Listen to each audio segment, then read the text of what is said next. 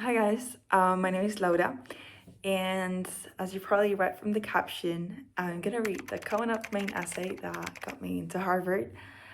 Before anything else, I also got into Union College as a Union Scholar, or like was awarded being a Union Scholar, which I probably put down below what it technically is, or like I don't know, I'll probably copy paste the Union Scholar thing if you want to apply to Union College and maybe you're interested in that like kind of program too.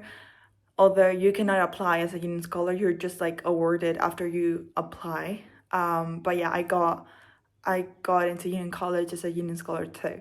But I'm committed to Harvard.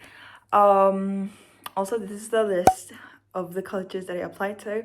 I applied to 14 colleges, and I know they are technically not a lot, but also I want to preface that I am an international student, therefore the colleges that you've seen have really low admissions rates, or like, sorry, have really low acceptance rates. And the reason that I applied to this low acceptance rate colleges was because as I am an international student, I literally had nothing to lose.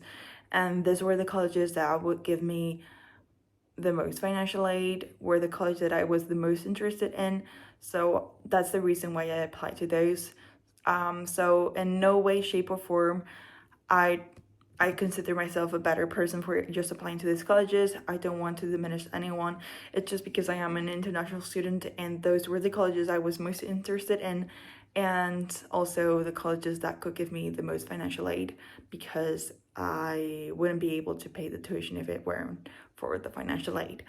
Also, before I start reading my coming up main essay, I want to say that I got accepted into Harvard and into Union College, and I was waitlisted at Duke and at UPenn from all the colleges I applied to. So do with that what you want to do. Also, I'd say like the Common App is a really important part of your application. I definitely think that it saved mine. I still don't know. I still have no idea why I got in. I still I'm still trying to understand and to process the fact that I got into Harvard and that I was considered, like competitive enough to be admitted.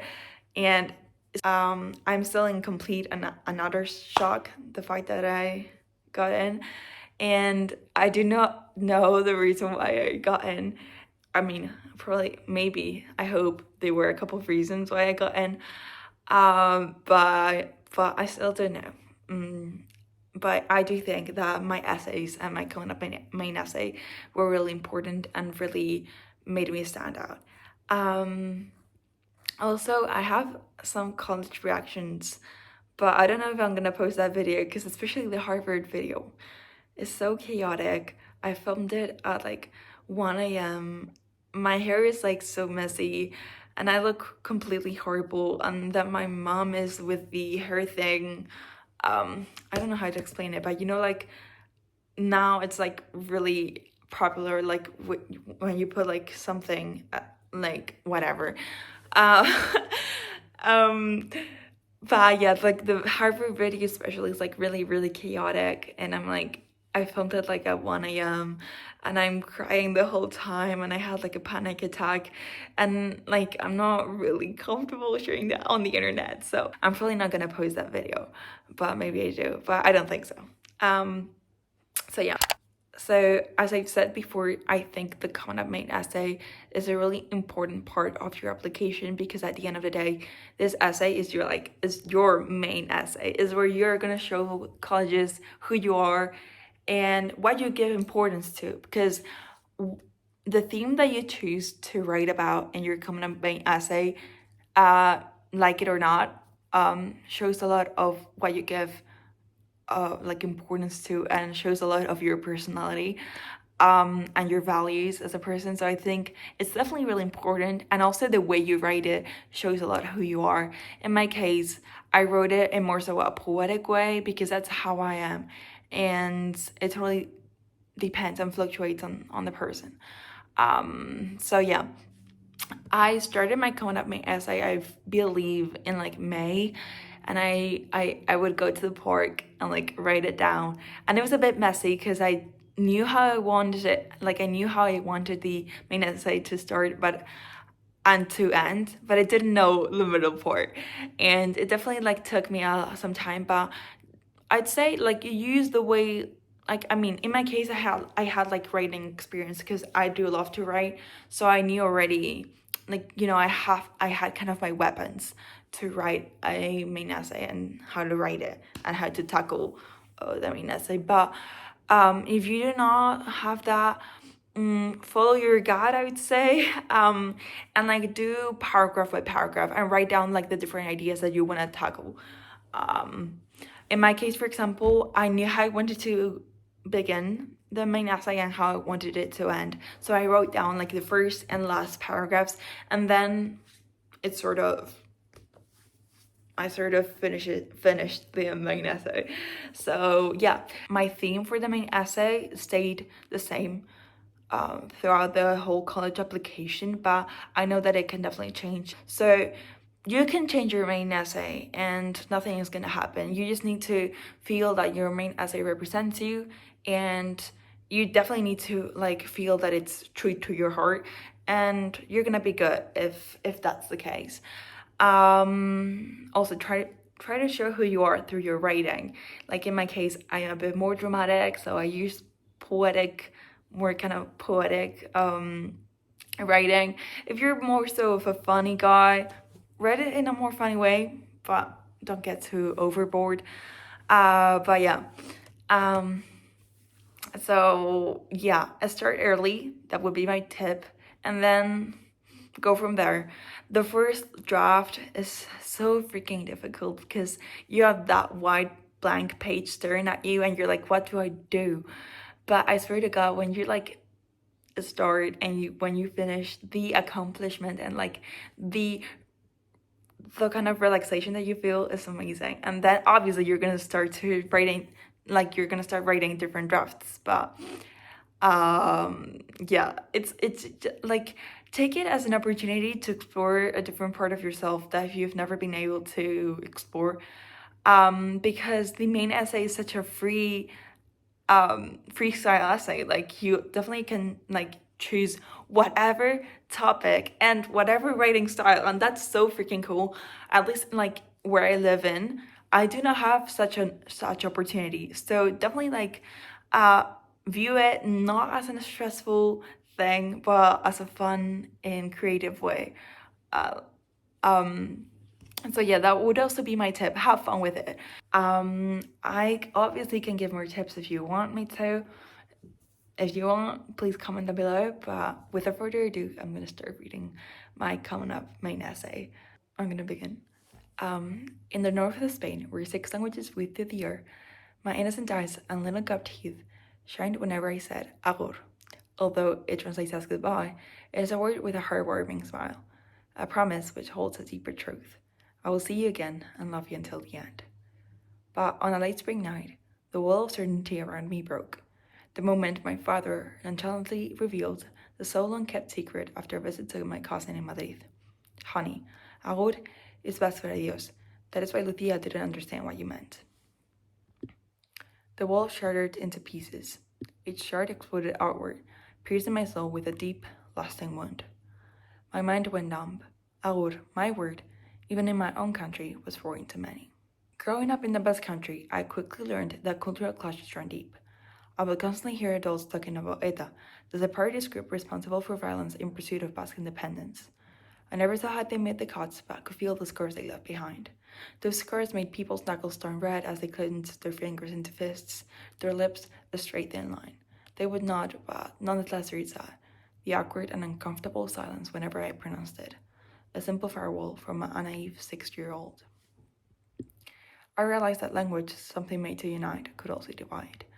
The misunderstanding of a word, the hatred of something beloved due to rooted prejudice. But the prejudice became a reality. Oh, she's from Bilbao, another etarra then, countless Spanish teenagers would joke, unaware of the weight their words carried. Asserting I was a supporter of violence based on my city, or violence I never experienced but saw in my parents' and grandparents' eyes, made me feel like my own blood was still perpetrating that lost but lacerating harm. I carried the rejection of Agur along with me. My former torch became my foe. I would catch my mouth shaping into it, but then my voice would turn into a silent whisper. The unshed tears became bags under my eyes, the echo of my own thoughts questioning my every word. Self-loathing became my only identity. Each time I said out, I felt myself drifting further from my purpose. I, someone whose life story was that of bonding. I craved empathy, yet in my search for it, I had concealed the most precious part of me, agur. But there were days when I would perform one of my long practice pieces or read the raw words of my poems, days when even with trembling fingers my melody was able to bring smiles. Times when I mediated heated arguments, turning tense silence into conversations, where reborn friendships blossomed. In those fleeting instances, rejection and incomprehension did not matter. All that mattered was connection. I would see it in their eyes, the spark of something unspoken, some recognition of a shared human experience. That, I realized, was enough. Maybe they would never understand what agur means to me, but I could be the discoverer of their agur. I don't just want people to know what it means, I want them to feel it. Even when I doubt myself, agur is what drives me to breach the lines.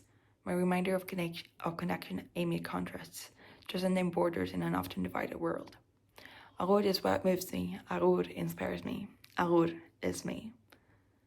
I later understood that life is an intricate set of words. Some I may not understand but will. Some words make me ache, but allowed me to bloom.